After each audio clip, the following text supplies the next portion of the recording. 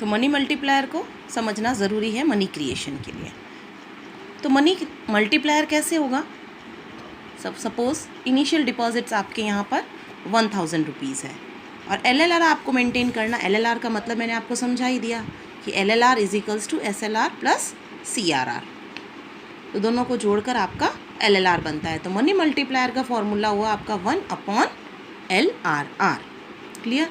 तो यहाँ हम इसे एग्जाम्पल के ज़रिए समझेंगे कि किस तरह से ये काम करता है और कैसे मनी मल्टीप्लायर होता है।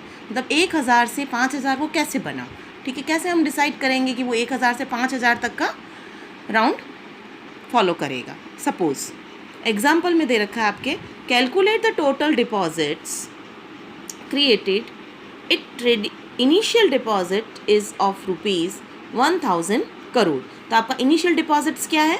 1000 करोड़ और LLR आपको मेंटेन करना है 12.5%। मतलब आपको क्या, आपके डिपॉजिट का 12.5% LLR के रूप में रखना है।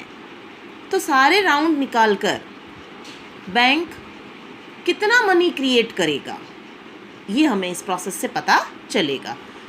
तो हम क्या करेंगे, फॉर्मूला है आपका 1/LLR। तो 1/LLR 1/12.5 because it is 12.5, LLR rate is 12.5। तो it is 8 times.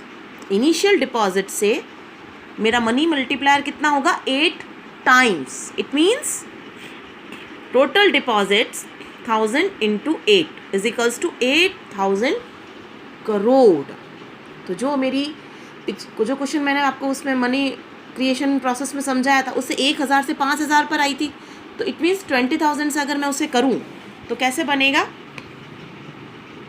1/LLR 1/20% is equals to 1/20 × 100 5 times. That's why it is 5000. Clear? जैसी LLR की रेट होगी उसके हिसाब से आपका मनी मल्टीप्लायर बनेगा। तो 1000 से उस वाले क्वेश्चन में कितना आया था? 5000 और इस वाले क्वेश्चन में कितना आया? 8000। तो जो राउंड्स मैंने आपको बताए थे वो कितने हो जाएंगे आपके?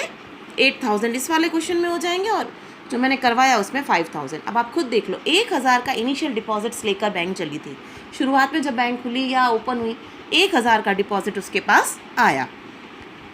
राउंड 1, राउंड 2, राउंड 3, राउंड 4 करते करते उसने कितना मनी क्रिएट कर लिया? 5000 का। मतलब 5 टाइम्स मनी उसने क्रिएट कर लिया। तो इसे ही हम कहते हैं मनी क्रिएशन या क्रेडिट क्रिएशन। आज 1000 का लोन देते देते वो कितने का लोन देने लग गई है? 5000 का। तो इसे ही हम मनी क्रिएशन कहते हैं। और इसी तरह से मनी क्रिएट होता है, पैसा रोटेट होता रहता है, वो लोन के रूप में देता रहता है, फिर वापस उनके पास डिपॉजिट आता है, उसका भी वो LLR काट कर फिर उसी पैसे को लोन के रूप में देता है, फिर उनके पास लोन आता है, फिर LLR काट कर वो उसको लोन पर देता है। इसी तरह से वो मनी मल्टीप्लायर होकर 5000 तक पहुंच गया। और इस वाले क्वेश्चन को अगर मैं उसी रूट से करूं तो मेरा मनी मल्टीप्लायर जो होगा, मेरा मनी क्रिएशन होगा वो 8000 होगा। इस तरह से